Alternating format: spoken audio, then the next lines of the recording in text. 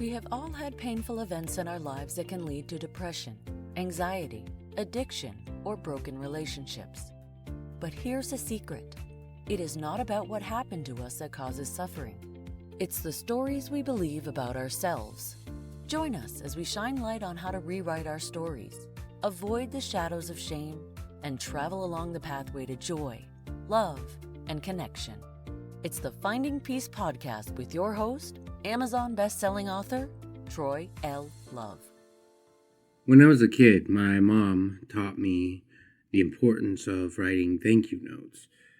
And although I have to admit, as an adult, I have not been as consistent in writing thank you notes as I probably need to be, my mom wanted me to make sure that when people did nice things for me, that I would send them thank you notes. I remember when I was graduating from high school, I got several congratulation cards in the mail with people giving me money. And I remember that I needed to write thank you cards for them. And for some reason, I really felt like I shouldn't. I thought that money was something that was dirty or something.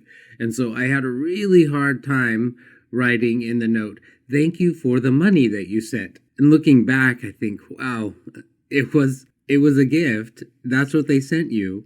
It was okay, Troy, for you to be able to write down thank you for the money, but I tried to craft it in some way to not identify that they gave me money for some reason, and I don't even understand what that was all about, but I do remember wanting to be able to express gratitude for their kindness in sending gifts to me. In 1997, my hero, Mr. Rogers, was presented with a Lifetime Achievement Award at the Emmy Awards. As expected, in the crowd were the television and movie stars who were all dressed up in their fanciest clothes, perfect makeup and hair for an evening of recognition and praise. Actor Tim Robbins announced Mr. Rogers as the winner of the award and invited him to come up to the stand. Mr. Rogers smiled humbly and began his speech by expressing gratitude for the people who have helped him achieve what he had achieved. But then he paused. He said, all of us have special ones who have loved us into being. Would you take, along with me, 10 seconds to think of the people who have helped you become who you are? 10 seconds of silence. And then he lifted his wrist, looked at the audience, and then looked at his watch and softly said, I'll watch the time. Some in the audience thought he was kidding. There was a laughter that rippled through the audience that was cut short. People smiling at him, some looking like they have fond memories of Mr. Rogers, and then realizing, oh, he's serious. He really wants us to spend the next 10 seconds thinking about the people who have loved us into being, and so they started to bow their heads. A silence fell across the audience. Tears began to fall.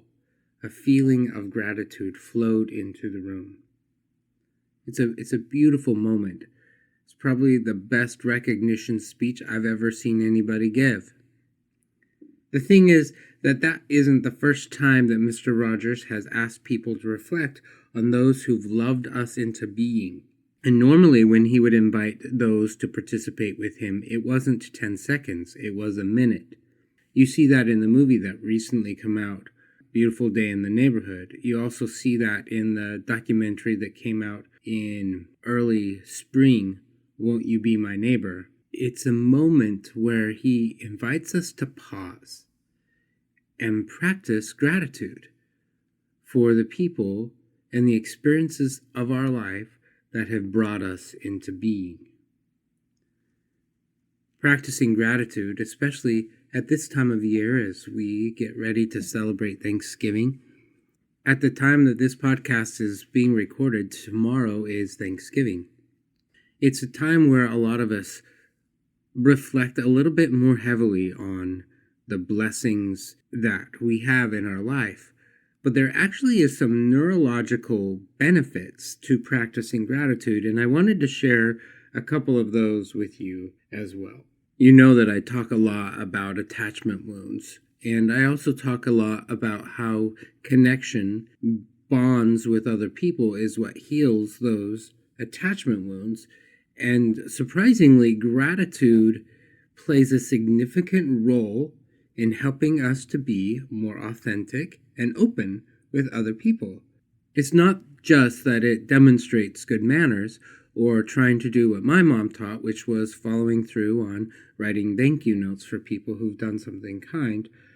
In the magazine Emotion, they published a study in 2014 that showed that when we thank new acquaintances in our life, it opens up the possibility that we can build a deeper relationship with that person. For example, if a stranger opens a door for you or lets you go ahead of them in the grocery aisle and you say thank you, that actually creates a moment where you can open up, if you so desire, to walk through a door and become more bonded to each other. It opens up the opportunity to take the relationship one step further, just being gracious and practicing gratitude.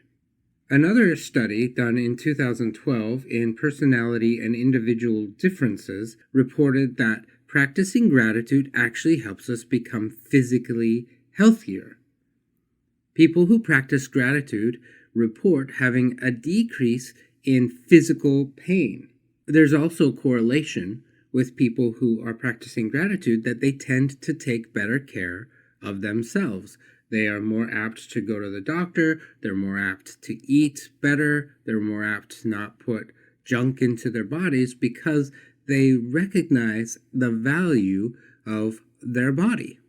And I think that's pretty amazing that being able to practice gratitude and being grateful for the fact that your body does what it does. Every morning as I'm walking, I am offering up gratitude that my legs work, that I'm able to spend time walking in nature. It's a moment where I'm able to just reflect on the gift that I have of being able to walk today. Because honestly, I don't know if I'm going to be able to have that gift in the future. But today I do. And when I remember that, I'm like, yeah, my body works. I want to take better care of it. Not only does it improve our physical health, but practicing gratitude also improves our mental health. They did a study once where they got a group of people who were feeling depressed, and they split them into two groups. And in one group, they offered them antidepressants, and in the other group, all they did is ask them to practice gratitude. And then they followed up with the groups of people. And what they found surprising is that both groups, their depression was alleviated and they felt happier than when they started. What they didn't expect is that those who were practicing gratitude had the same effect on their lives as those who had taken antidepressant medications. Robert Emmons, a doctor who's been studying gratitude for a long time, has done multiple studies about gratitude, and he found that it really does help reduce those toxic or those what I call mutated emotions of depression, anxiety, resentment, anger, bitterness, apathy. It makes a profound difference in reducing those mutated emotions. And so practicing gratitude can go a long way to just help you feel better. We talked about how practicing gratitude opens the door, the possibility that you can deepen connections with strangers, but it also has an effect on your ability to be empathic with your loved ones. They did a study in 2012 by the University of Kentucky where participants were asked how likely they were to retaliate against others when somebody gave them negative feedback. And I don't know about you, but when you're in a relationship with a significant other or a child, you're going to get some negative feedback from time to time because that's just part of life. There are things that we do that the other person doesn't care for and vice versa. What they identified is that those who ranked higher on gratitude scales were less likely to retaliate against others. They were more willing to be sensitive and empathic towards the other people. They were more willing to just hold space and be able to listen. So that can really have a profound effect on a relationship just by practicing gratitude. One study found that it actually helps us sleep better. In 2011, a study was published in Applied Psychology, Health and Well-Being, where those participants just spent 15 minutes before going to bed writing down what they were grateful for. And what they found is that they tended to sleep longer, more deeply, and better than the group who did not practice gratitude. One of the surprising studies that has been done in the behavior research and therapy found that Vietnam veterans who practiced and had higher levels of gratitude had lower rates of post-traumatic stress disorder. In 2003, in the Journal of Personality and Social Psychology, they found that gratitude was a significant part of what helped build resilience to those individuals who had been involved and suffered from the terrorist attack on September 11th. Practicing gratitude can have a profound emotional, physical, mental, and relationship effect in our lives. The question of the podcast is this: how do you practice gratitude? Honestly, there are lots of different ways, and I mentioned a couple just a moment ago. Just spending 15 minutes journaling in your journal at the end of the night, writing down what you're grateful for, is a great way to practice gratitude. But some people are like, I don't have 15 minutes in my day to be able to practice gratitude, so there are lots of other ways to do it. One way is to simply write down 3 things that you are grateful for and why. You can write it on a scrap of paper. You can write it on the back of an envelope. You can go get a journal and write it in your journal. You can post a post on social media every day expressing what it is that you're grateful for and why. Now, I add the why part because I found that if I just say, well, I'm grateful for my bed, or I'm grateful for my car, or I'm grateful for my legs, but I don't spend the extra few seconds contemplating why am I grateful for that, it's not as effective. It's still good, but it's not as effective as it could be. But when I ask, why am I grateful for my legs? Why am I grateful for my car? Why am I grateful for my job? I'm able to then reflect, and it becomes a little bit more meaningful. So 3 things that you're grateful for and why. Another way of practicing gratitude is simply every time that you're feeling distressed, every time that you're feeling a little bit of stress or anger or sadness, in that moment, you remind yourself to practice gratitude, and you come up with, what is it that I'm grateful for? What is going on in my life that I could focus on that brings me joy or that is a blessing in my life? So those are some very simple ways of being able to practice gratitude: writing in your journal, writing down 3 things and why, or simply just reflecting in the moment of distress what it is that you're grateful for. Some people spend part of their morning in meditation, just pondering upon what it is that they're grateful for. So there really isn't a wrong or a right way for you to practice gratitude. It's find a way that works for you. Do an internet search and ask, what's a great way of practicing gratitude, and see what other ways that you can come up with that maybe will work for you. One of the traditions that we've had in the past when all of our family would get together with my cousins and grandparents is we would go around the room and we'd share what it is that we were thankful for. And just sharing that with fellow family members and friends. The holidays are a great time to be able to reflect and share what it is that we're grateful for. I want to do something a little differently than I have in the past on this podcast. I want to follow Mr. Rogers' example. He said, all of us have special ones who have loved us into being.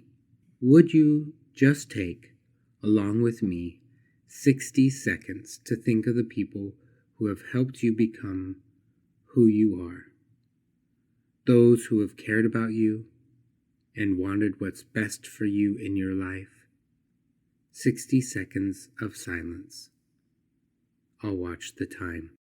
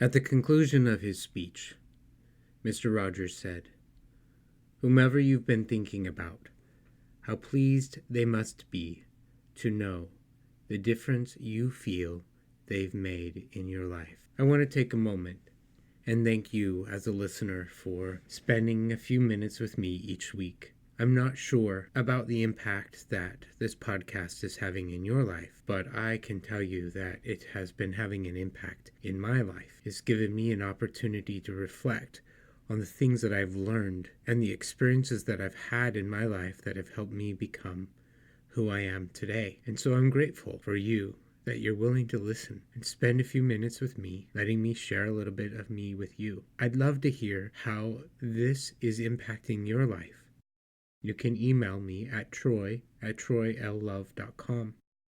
I'd love to hear what the podcast does for you. I'd love to hear any suggestions that you have or any questions that you might want to ask. I also want to remind you that my book, A Year of Self-Love, recently came out. It came out last week. I'm very grateful for the editors and the publisher who helped bring that into being. I can honestly say that was not on my radar. I was not planning on writing a book of self-love, and yet that opportunity came at a time in my life that I didn't even realize that I would need to be able to practice self-compassion far more than I ever thought I would have to. And so I'm grateful for that. It's a reminder for me to be kind to myself.